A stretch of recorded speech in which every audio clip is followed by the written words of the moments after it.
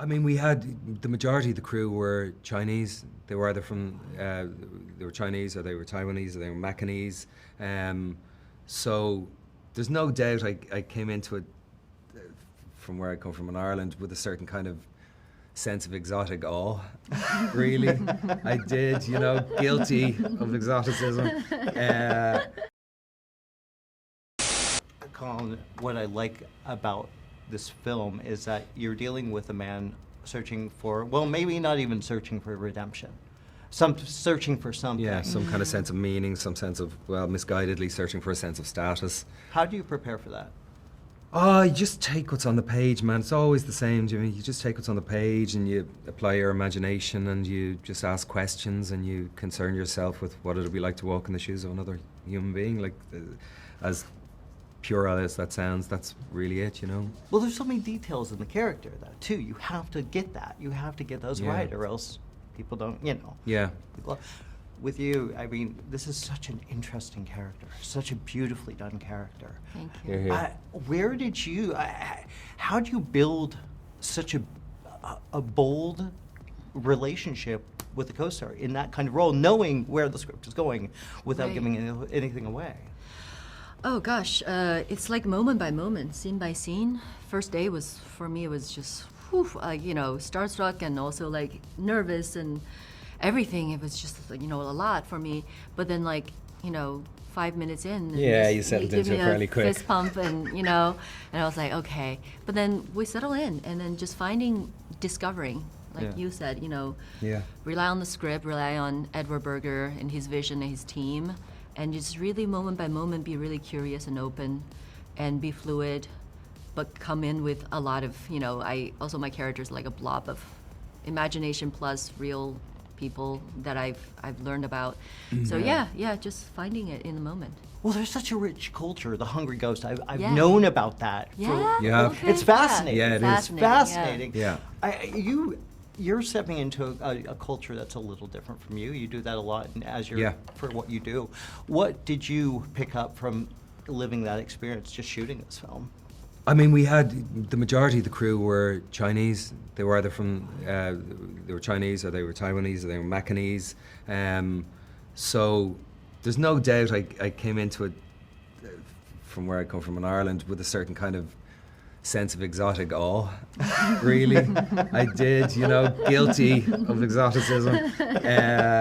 Hope that's not deemed as racist, but it was such a different part of the world for me. And I had been to China back in the day when the Special Olympics was on in China. I think it was 2005 or 2003 maybe. Okay.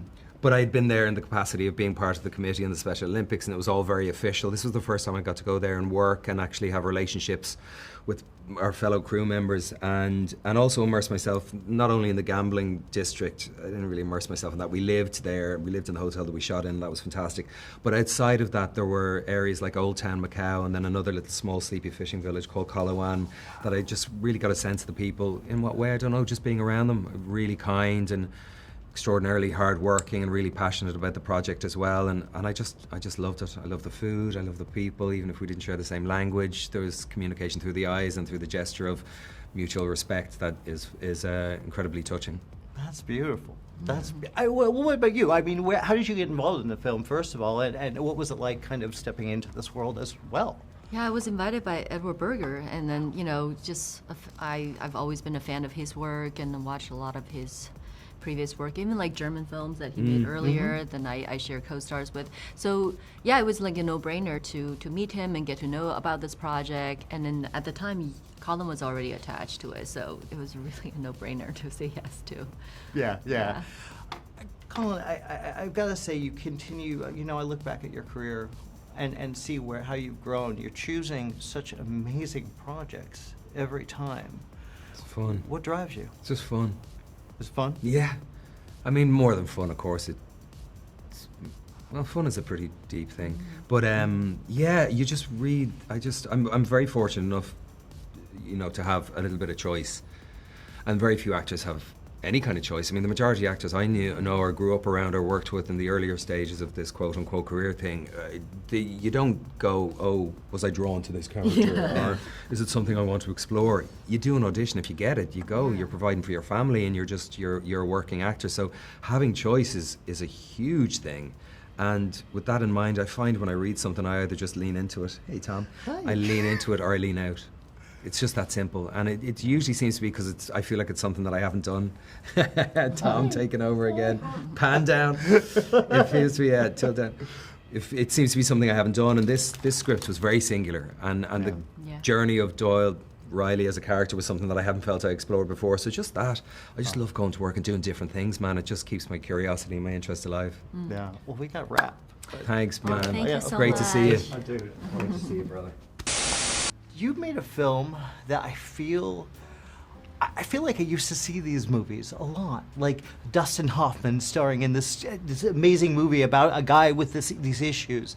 We don't see heroes with issues anymore. That's true, yeah. Where did the story come about for you? Well, I read the book about 8 years ago, and that took me on a ride. And you know what? I probably grew up with the same movies that you grew up with. Yeah.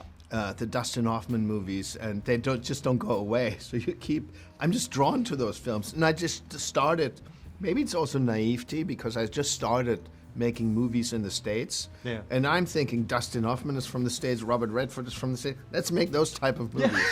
So I'm just drawn to those stories, and I like when characters take us places that we're at first maybe resisting because we're not quite comfortable. But the characters, the actors are so good. Colin is so vulnerable. Colin has such open eyes and such a big heart that we just root for him. We go with him into the depth of the abyss and then hopefully rise out of it. And that's a roller coaster ride of emotions and colors, and that's what movies should be. Yeah. You know, and the thing is, why is it so easy to judge these characters? Shouldn't we learn from them? Shouldn't we, there's people like this. There's people that are suffer like him. Definitely, we all have a little bit of him inside of us, no matter how good we are. Absolutely. I mean, none of us are perfect. We all have our mistakes, and make our mistakes that we regret and that we need to redeem ourselves for. Absolutely. Now let's go back. His story is a bit more exciting than most of our stories because we just have our daily lives, and that's why we have movies where we put people through extremes. Yeah. Now, Colin, what a massively amazing performance. Yeah, he's such, as I say, so generous and giving and open and willing to share vulnerability. Yeah. Such an open heart, such open heart. When he starts acting, the entire crew they're mesmerized. And you feel how he inspires them to do their best work because they realize how good he is. They say, he's good, I better be good as well. And that's a wonderful thing to witness. Well, you have such an amazing cast here. But on top of that, you have Fala, you have Tilda, who is marvelous as usual. How did the casting come about? And was it tricky because you were shooting over, not here? Of course, Macau was an interesting place because things are very hard to plan, especially on casino floors. Especially there's a Chinese government there, So it's kind of you have to just trust that you will get it done, and then eventually you will get it done, even if it's just a couple hours before you're actually filming. So that's how tight it was sometimes. So it was really a tightrope act. But the casting is that, it all starts with Colin. You get Colin, wanted to make the film. We figured out the dates, and then, I met Fala, and she seemed to fit into that story with him. And Tilda was a dream of mine ever since, I basically started making movies. And when I have a role like this and are able to offer it to her and she says yes, that's just a big gift. Yeah. And now another star of this movie, it's beautiful. Like, you really create such a gorgeous canvas. I mean, that seems like a whole thing on its own. Separate from the acting, which you put so much into the visuals. What was that like, finding that look and really bringing Macau to life? Well, Macau, when you first go, it's really an attack of the senses, and that's what I wanted it to feel like. Also, it mirrors beautifully whatever's going on inside of Colin's characters. head and heart. You Yeah. know, like it's basically there's an explosion of fireworks inside, an explosion of colors. There's a knot in the stomach that needs unknotting, you know, and that's basically what the backdrop of the city is. You know, Yeah. it's just too much, too attacking almost. You know, too colorful, too bright, too many lights, and it's beautiful.